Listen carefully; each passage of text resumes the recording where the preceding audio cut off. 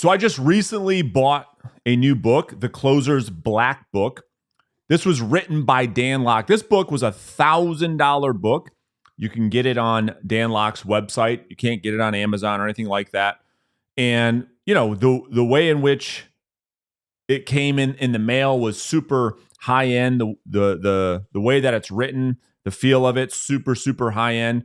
But when I saw a book on selling and it was $1,000, I thought to myself, okay, I think that one, Dan knows what he's doing, because any book that is $1,000 book, I think piques a lot of curiosity. So I said, you know what? Let me grab a copy so that maybe you guys don't have to. We'll break down, I think, some of the things in here that were really, really good, quite frankly, and some of the things that aren't so good. And then at the end of this episode, there's a part of the book that I love the most, and I'll share those with you guys at the end of today's episode. So let's jump into it. So I've got a couple printouts from the book, and I'm going to read some of this stuff to you guys and then share my thoughts. But overall, I thought the book was, like I said, there were some things I liked, some things I didn't like, and I'll go through that with you in just a second. But my overall opinion of the book was that it was a contradiction, that half the book was using one type of sales philosophy, and then the other half of the book was using a completely different sales philosophy. You'll see how that plays out here in just a second. So the book starts off talking about something that I am absolutely 100% in lockstep, which is that mindset is the most important thing when it comes to your success in selling. And so Dan says this, that the right mindset plus the right skill set plus the right action equals guaranteed success. He said that motivation is simply a motive that meets an action. You cannot rely on motivation to be brought to you on a silver platter. And this is right in line with our reverse selling success triangle that says it's your mindset first, skills and action equal your results or your failure. And the reason why I believe this is when we look at someone's mindset, that determines how a person feels. How a person feels then determines their attitude, and their attitude determines their behavior. That behavior leads into some type of action. So everything you can take from taking action, making the phone call, knocking the door, making the video, whatever it is you do or you don't do, ties back to the mindset. So he spends a lot of time going through mindset, and I think it's very, very valuable. One of the things he talks about or a concept that is super good, he talks about the crab bucket. And he said this, remember this, the closer you are to your breakthrough, the more negative people around you will react. They will not celebrate you. They will not cheer you on. They will not embrace you. They will not support you. Why is this? You are a direct reflection of what they have given up on. 100% spot on, even giving myself some goosebumps reading that, because isn't that so true? And the crab bucket being the analogy that refers to crab theory, which is when a crab tries to leave the herd, the crab will go as far as to kill that crab, rip its arms off to not let it leave the bucket. And we see this in society all the time, that the more one person becomes successful, the more it is that other people around them try to tear them down. And those people do so because they can't handle the pain of them not doing the things that person is doing to succeed. And it reflects badly on them. And how they feel inwardly is just their way of spewing poison into the world externally. So we have to be aware of that mindset shift and understand that the more successful you become, you should expect the haters to come out of the woodwork. You're not going to get a lot of praise. You've heard it time and time again that the people that are the most successful are the ones with the target on their back. The ones on the top of the leaderboard are the ones that everybody's spewing venom at. And that's just how it works. So just being aware of that is really important. Now, he starts to get more tactical. And so he gets into his sales fundamentals, which some of these were really spot on. All right. So I'll go through these quickly and give you my thoughts on them. One was that, or the fundamental one is don't act like a typical salesperson. 100% spot on, agree with this. We can't expect to act like everyone else and then at the same time expect different results. That would be what? Cognitive dissonance, right? So we cannot act like the typical salesperson if we want results that are not typical. Number two, ask the questions or lose control of the sale. Makes simple, right? The one who is asking questions is what? The one in control. Number three, pushing features and benefits will hurt your sales conversions. Focus on the outcome. Probably one of the most important fundamentals in the book. Alex Hormozy calls this selling the vacation. Yet, so many people have a hard time understanding this concept. In real estate sales, that's where I'm at. A real estate agent will get asked a question by a prospect. The prospect will say, Mr. Real Estate Agent, why should I hire you? And that real estate agent, being untrained, takes the bait and starts listing out all of these features, all of these benefits, all of the reasons why that prospect should hire the agent. Like they've never heard it before. And all they have succeeded at doing is commoditize themselves because the prospect often responds with, okay, great. Well, thanks for that. And oh, by the way, how much do you charge? Okay, got it. Well, let me go talk to all the other mules in the industry, find out what they do, what they charge, and I'll get back to you. And then they make it about price because features and benefits, people don't buy logically. They buy emotionally. They justify it with logic. So focus on the outcome, not the features and benefits. The next one is the less you talk, the more you sell. That's right. Our job is to ask questions. Telling is not selling. That's one of our fundamentals in reverse selling. Next, if there is no pain, there is no sale, period. Our job is not to manufacture pain. I'll have a real estate agent ask me in a coaching session once. They said, what is the objection handler, Brandon? How do I respond to a prospect who tells me they don't want to sell their home? And I say, wait a minute, what do you do for a living? Well, Brandon, I sell homes. Right. And what did the prospects say again? Well, I don't want to sell my home, right? No pain, no sale. They thought there was an objection handler or some magic words they could say to all of a sudden take somebody who had no thoughts or plans on moving and use a sales script to automatically get that person to move. Never going to happen. Next, don't be attached to the sale. Just because you didn't close one sale doesn't mean you won't close the next. Just because you closed 10 in a row doesn't mean you'll close the next one. We talk about detaching from the outcome almost on every single episode, and it being one of the most important fundamentals when it comes to succeeding in sales. If you are not closed, then your prospect won't be closed. Sales and closing are a transference of feelings. You need to believe that what you're selling is the best thing ever. True or true? Especially selling a professional service. If you're a real estate agent, if you're not sold on you, which to be fair, and I don't mean any disrespect, it's just the truth. I think most agents would admit, like, man, I don't know that I'm all that confident in being able to get this whole house sold. I'm not all that confident in really knowing the market like some of these other agents. So if you're not sold on you, how do we expect other people to be sold on you? Next, the prospect needs you more than you need them. Now, before you go and judge that and say, oh, that's malarkey, consider this. Let's just look at real estate sales. What is there more of? Houses for sale or use in the world? What is there more of? Oh, that's right.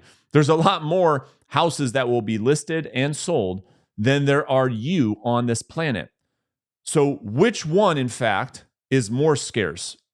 The answer is simple. It's you. You bring more to the table than a seller would ever bring to the table, because you can go get another listing. They can't get another you. So don't forget that. That is a different mindset shift that is so vitally important. Next, never bring what happened on one call to the next. Right? We have to bring our best version of ourselves to every single conversation. It isn't this prospect's fault that the last prospect you talked to was a complete asshole. So why are you then going to take it out on them? And then the last fundamental that I loved, he said, closing is your obligation and duty to serve your prospects. Well, this not only is this true, but it's something that we have to continue to remind ourselves on, because a lot of people don't want to close. I don't want to push the prospect away. I don't want to come across salesy. I get it. There's a different way to do it. But at the end of the day, if your service is to help someone list and sell their home, and you do not ask them to list and sell their home, how can you say that you care about that person? Kind of contradicts one another, no? All right, the next thing he talks about are his sales killers. And there are 4 of them, the things that kill sales. Number 1, and this is, I really like all 4 of these too, and we'll get into the things I didn't like so much in just a second. Sales killer number 1, a lack of commitment. Be committed, not interested. How you do anything is how you do everything. And here's the reality. Most real estate agents aren't committed to anything. They try, they dabble in a bunch of stuff. They try one thing, and if they don't get results in the first week, they're off to the next thing. Then they listen to one coach, and if they don't get results in the first week or the first month, then they're off to the next coach. And there's never a level of commitment. But here's what we know. Here's something I think we both could agree on. Everything works. There is a tactic and a strategy that is working at the highest level for some real estate agent in some market, in every market across the country. There's evidence to suggest that door knocking works, that outbound cold calling works, that buying leads works, that working referrals works, that working your database works, that working referral partners works, that open houses works, so on and so forth, that direct mail works. There is an agent right now in every market across the country succeeding in all of these tactics. So we know it's not the tactic, it's not the strategy. It's our level of commitment to that strategy that will determine the result, not the strategy, not the tactic, not the strategy. It's our character trait. Sales killer number 2, a lack of focus. Well, Dan goes on to say, shiny object syndrome, which we talk about quite a bit, is being committed to the success, but not the road to success. In other words, we all want success. There's no lack of ambition, especially in real estate sales. That's why people get into this industry. It's that dream, that desire to make it big, to make a lot of money. And it's very rare that people make a lot of money. And that is a result of a lack of focus, which Dan talks about in the book. Jumping from one thing to the next, chasing that path of least resistance, chasing that thought in our mind, there's got to be a better way. There's got to be a better way. And constantly on the lookout and the chase for that. Sales killer number 3, a lack of implementation. Knowing what to do is not the same thing as actually doing it. That was actually one of my notes I wrote down on this page. Well, I see this almost every single day. I talk to real estate agents that reach out for coaching or have questions or whatever, and we talk about what are some of the actions and behaviors that maybe they should do that maybe they're not doing that might lead to a better result. And when we start talking about things like prospecting, what they often say to me is, "Oh yeah, I know all about that. I've heard that before. Oh, open house, I've heard about that before. You know, I've heard it. I know all about all of that." Right. But are you doing it? You see, you don't understand unless you actually do. And knowing is not the same as doing. Don't be the agent who knows everything about everything, but does nothing. Sales killer number 4, a lack of guidance and support. So Dan goes on to talk about that, something that I really, really resonate with, which is that left to our own, the chances are we will, in fact, take the path of least resistance. That we do need high levels of accountability, that we do need to be environments with high levels of visibility. We do need to be in a relationship where someone is willing to confront us on the goals that we have set. A mentor, a coach, somebody who is not afraid or is not afraid of hurting their interest to confront you on what you said was important to you and your family. All right, now he talks about his sales rules. So we went through fundamentals, loved all those. Now he goes into his sales rules, which I love them. Sales rule number 1, never, ever sound like a salesperson. Don't get overly excited. Don't talk too fast. Don't justify your value. Don't use traditional, well-known sales tricks. And don't try to please or chase the prospect. Wow, this was spot on. He goes on to talk about in the book, something that I've gotten a lot of pushback on, when it comes to being overly enthusiastic. You make a prospecting phone call and you come out of the gate and you're all excited. Hey, Bob, this is Brandon. I'm a real estate agent. How you doing today? And that whole delivery, that whole tonality goes against the true essence of influence and persuasion, because it's very rare to have a complete stranger call you out of the blue and be overly excited about the call, except for when what? That's right, when they're trying to sell you something. And so that as soon as that tone, so we hear that tone, we pick up the phone and someone's got that tone with us, it's instantaneous resistance. Our psychological reactance goes up and we start saying to ourselves, what are you selling and how quickly can I get off this phone call? Sales rule number 2, always answer a question with a question, right? We talk a lot about this in our ARPing framework that we teach our students at Reverse Selling. As a closer, we do not try to twist people's arms or push them. We interview and we disqualify. If there is no reason to be on the phone, then why are we on the phone? It makes no sense. This is not even the least bit logical for you or your prospect. Whoever asks the questions in a sales conversation controls the conversation.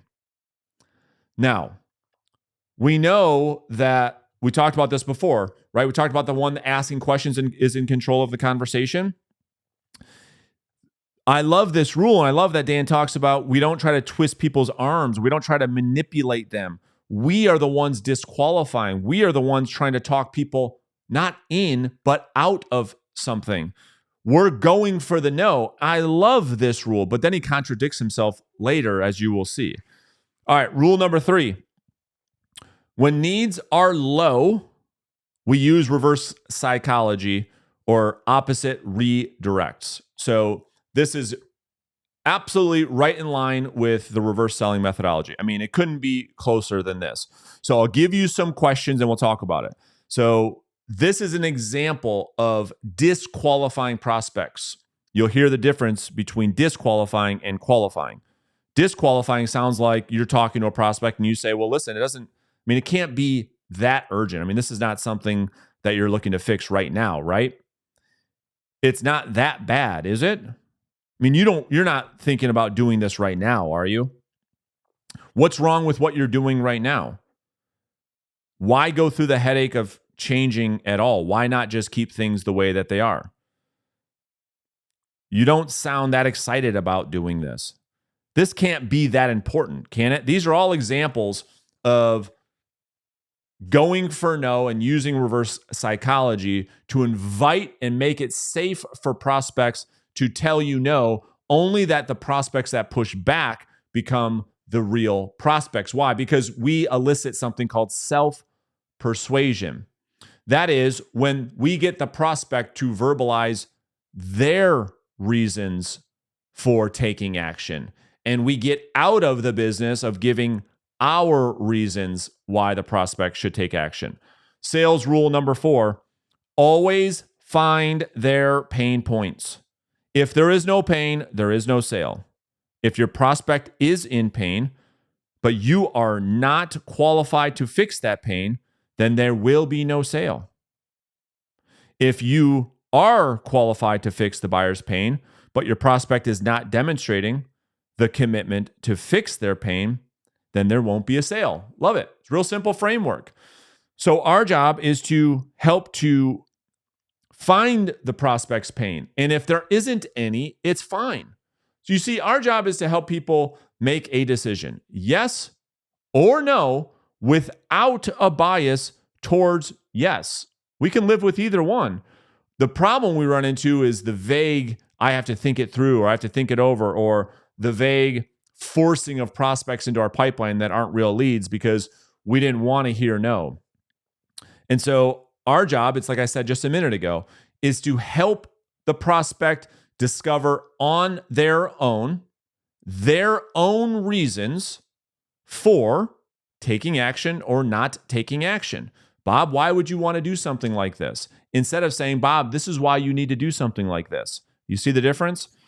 All right, now let's get into some of the things that I think, A, contradict what Dan talked about at the beginning of the book, which I loved, the first half, and something that I totally just can't get on board with. So this is more or less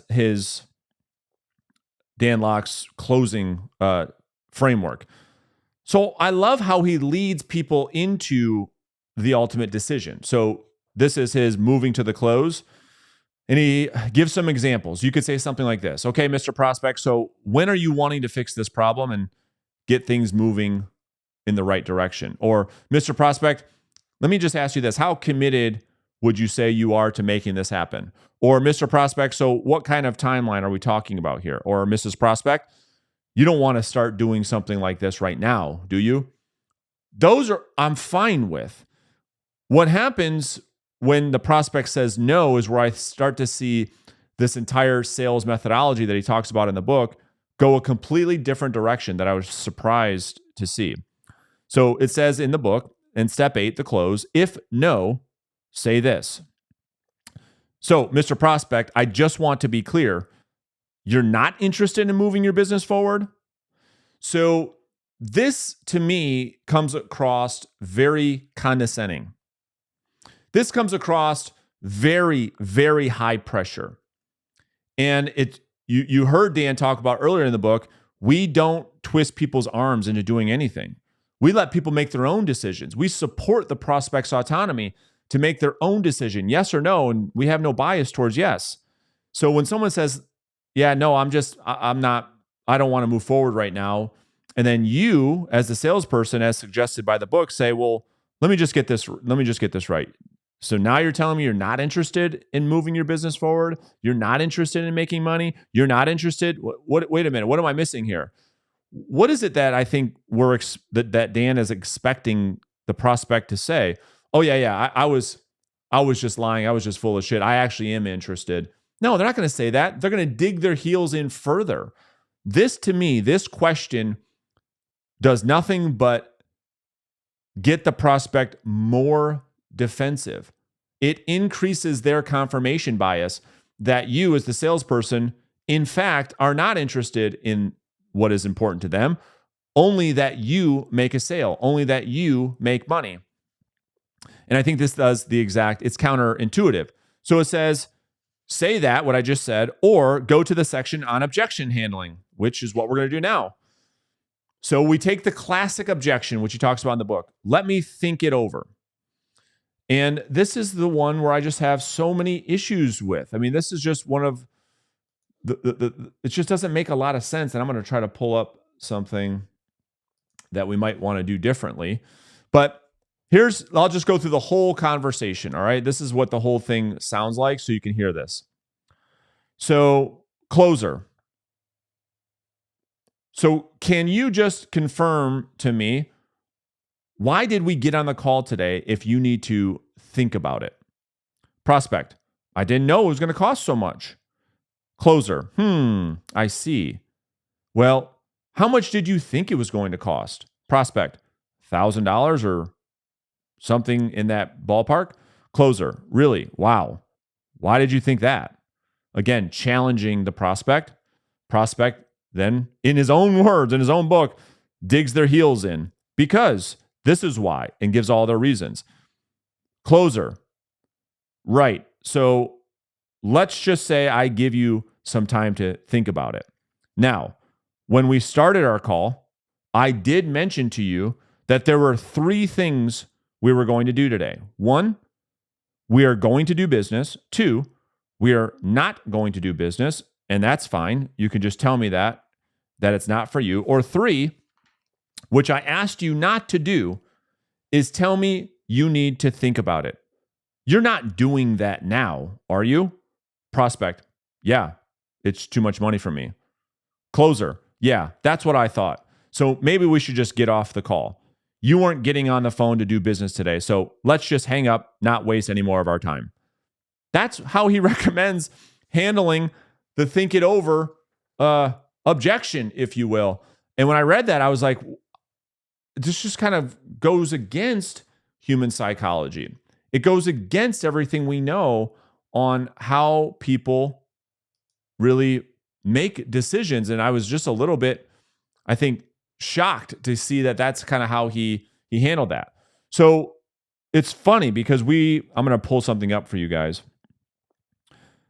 In our coaching community, someone asked this very question on, hey, we're at a listing appointment and someone says they need to think it over. How can I respond to that? So I'm going to give this right to you, right from our private Facebook community. So this is how I responded to this agent. So at a listing appointment, the seller says, hey, listen, everything sounds great. We need to think it over and get back to you.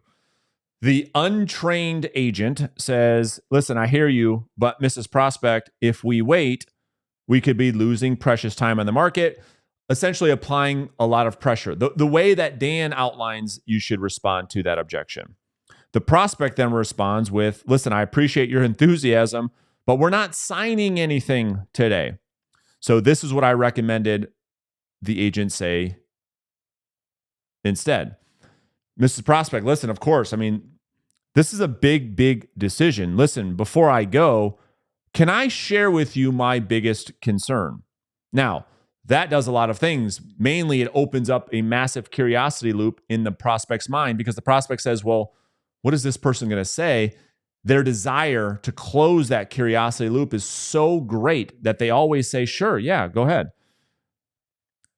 You then say, listen, I can't help but think that maybe I've said something to lead you to believe that I might not be the right agent for you. To which the prospect often responds to, no, that's not what I'm saying. That's not the case. Because then you can come back and say, well, because if it was, then it's fine if it is, right? Inviting the prospect to say no. You could tell me, I mean, listen, I'm not the agent for everyone, speaking against your own interests, building more trust, more rapport.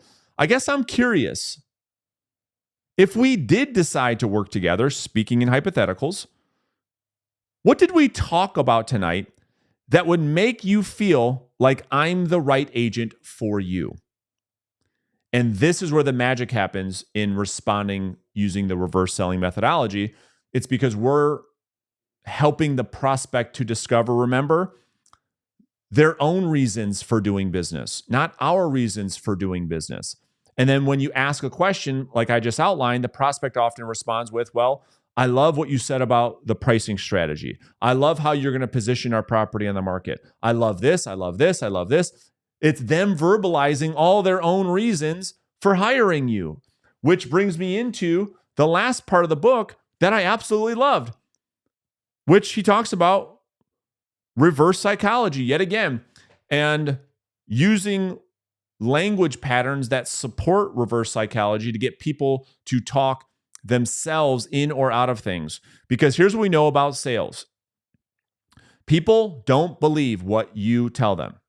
People rarely believe what other people tell them, but they always believe what they tell themselves. We all know this about reverse psychology. We all know this about human communication. We all know this about sales, yet we still try to find ourselves telling people. But then Dan comes back, and I love this, talks about some things that you can do to help solicit that self-persuasion. Get that prospect back in a position to start talking themselves into doing business with you. This sounds like this. You might say things, and this is also what we call language that supports the prospect's autonomy. Listen, Mr. Prospect, I don't know, but this may or may not be for you. Love it. We found that most people aren't actually a great fit for this program, although they say they are. I love it. Speaking at your own interest gets the prospect to say, yeah, I know, I get it, but here's why I want to do business with you. It's very possible that doing business with me is not for you. I don't see how this program might benefit you. I don't see why you have to do anything right now.